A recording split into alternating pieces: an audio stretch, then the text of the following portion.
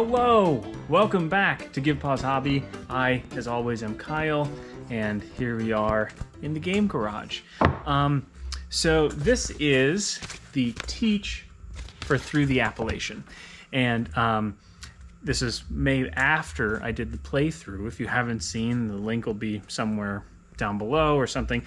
I did not intend to essentially do a full teach of the game before I did the solo but not solo, like meant for other people to play along with playthrough, but I kind of did. I just went through pretty much all the rules.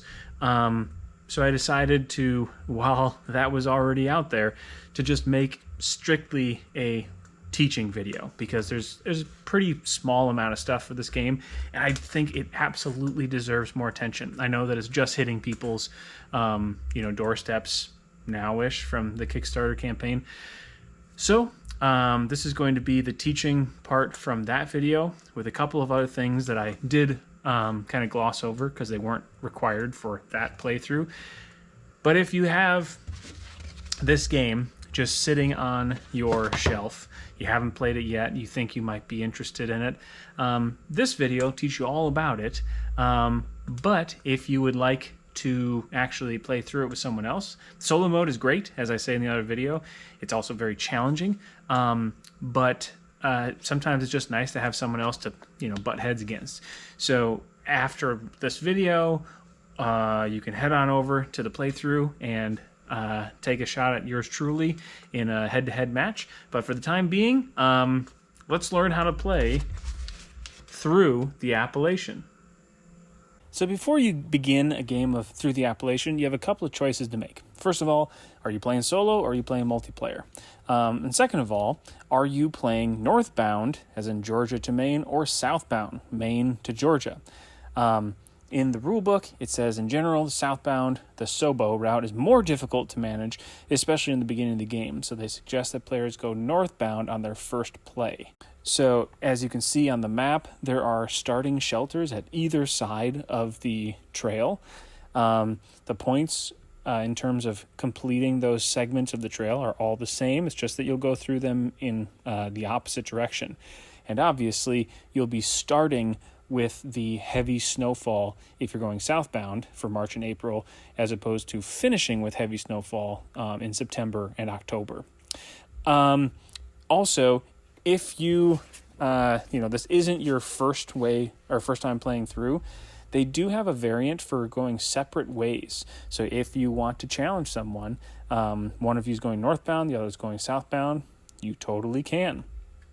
Also, the advanced variant lets you kind of give yourself and the other players, this is for multiplayer, some opportunity to score some objective cards to give yourself something else to shoot after, as opposed to the stuff that's already there, the stamps, the pictures, and completing the trails.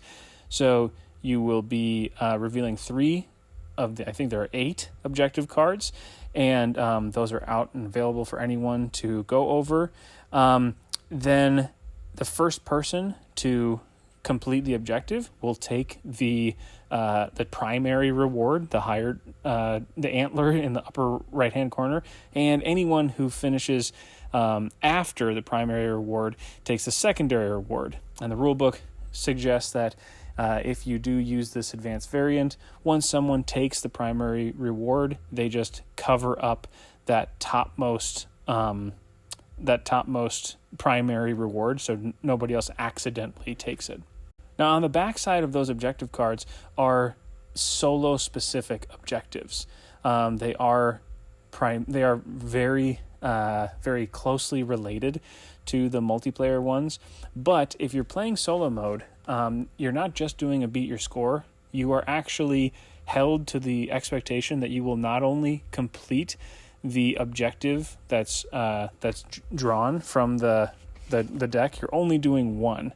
And then you are also expected to finish the route.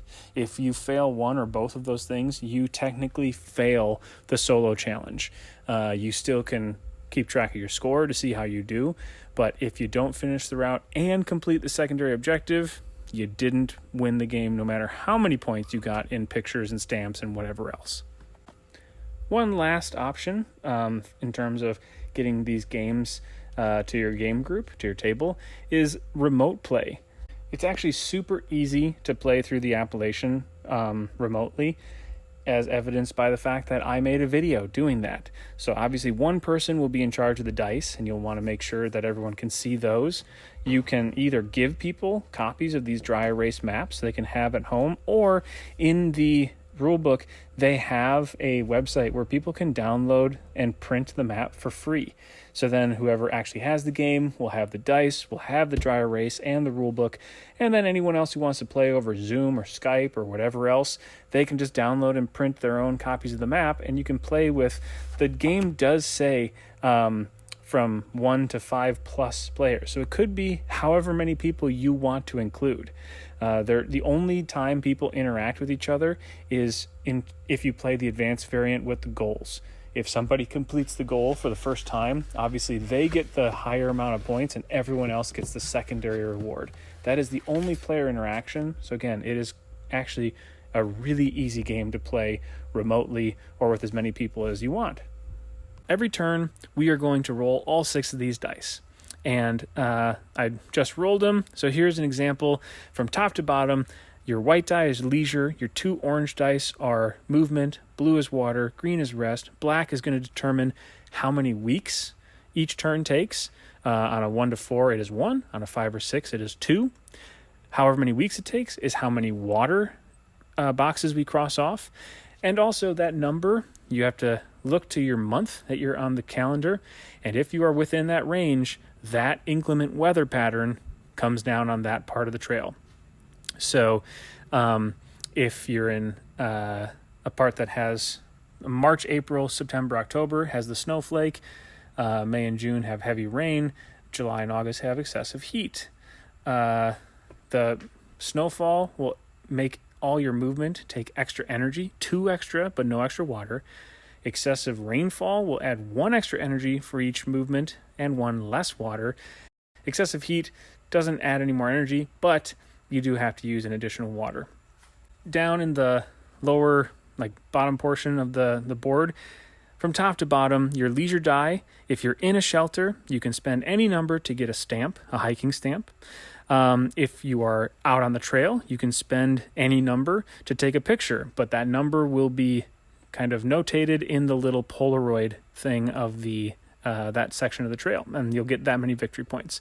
The stamps have a ramped up score pattern you can see right underneath the stamp book. Movement is pretty simple. There are 2 of them, so you get to choose 2 dice a turn. Theoretically, you could choose both of the movement die.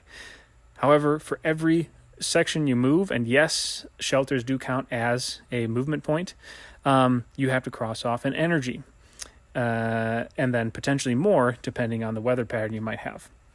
The blue die gets you back water, 1-to-1 ratio, except if you're in a shelter, in which case it will get you an additional 1 water, whatever you rolled plus 1. The green die are lightning bolts, the energy, that track underneath the calendar, the green one. That's how much willpower you have to get out on the trail and do stuff. So again, you get a 1-to-1 ratio of getting it back if you're on the trail, but if you're in a shelter, you get double what you rolled. So super important to be in a shelter for that. The black die just does the time and the weather. The journal off to the left, if you complete a row, any number, you can mark off a box in that corresponding die's column.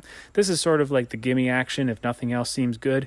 If you complete a row by getting 1 of each die, you're going to get 7 extra victory points at the end. If you complete a column, you get an extra action that is free. So in addition to your 2 for that turn, the white one is going to get you a white action up to a value of 6. The orange, you get to move forward up to 6 space on the trail. Doesn't cost you energy, and it can be up to 6, which is different than the normal orange dice, which is exactly what they're rolled. Blue is going to recover up to 6 water. Green is going to recover up to 9 energy. And black, you get to take any action of a 4 value. And it always has to be legal. You can't snap a picture of something from the beginning of the trail you forgot to do before.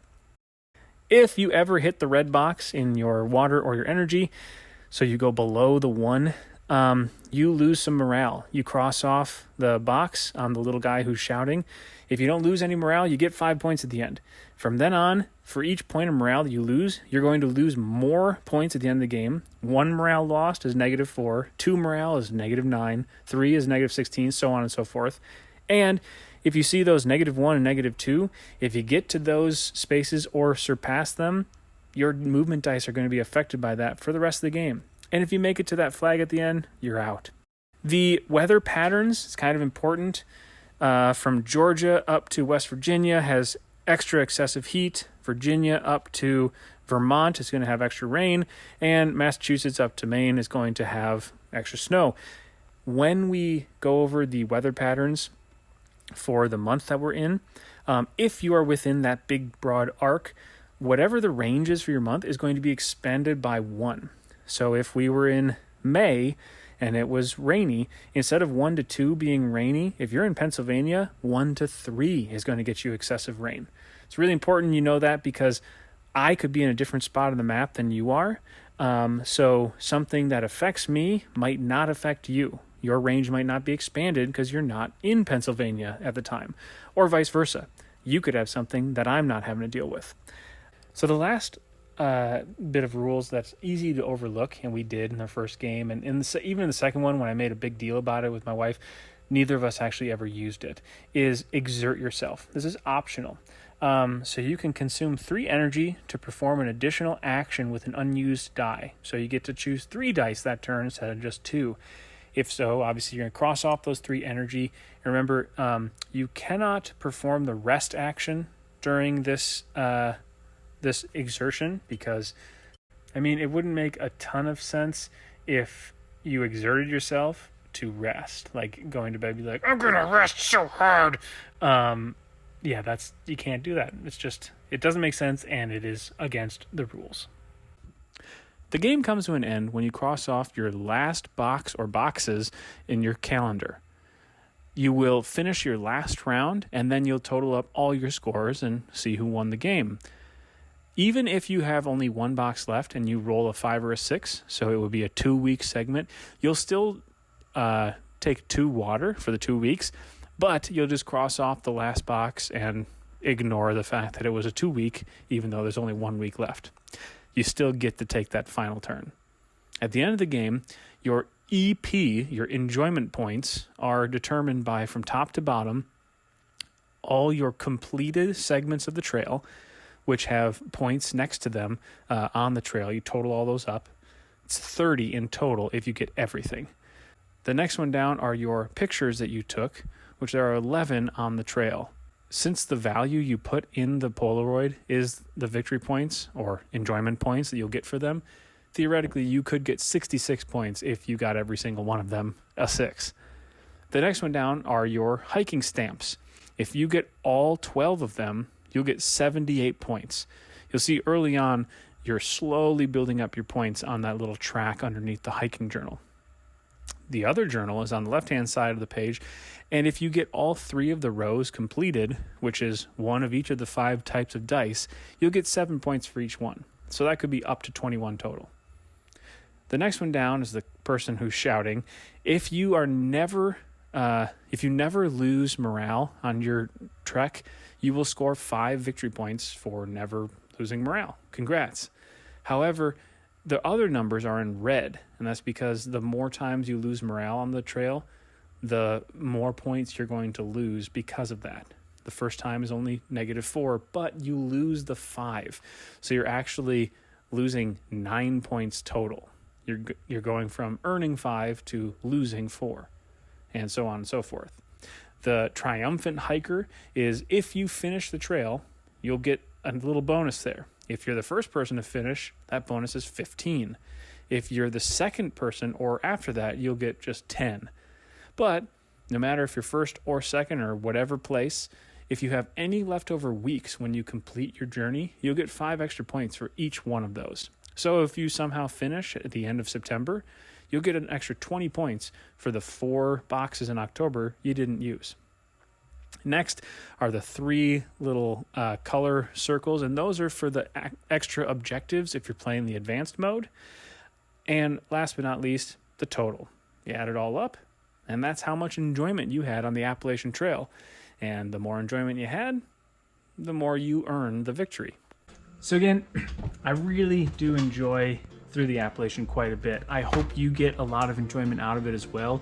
It's really easy to play solo, 2-player, up to the 5 players that are included. But like I said, you can print and off as many as you'd like, so you can play this with as big as a group as you are interested in. Anyways, thanks for stopping by. Enjoy the game, and we will see you next time with whatever is coming up.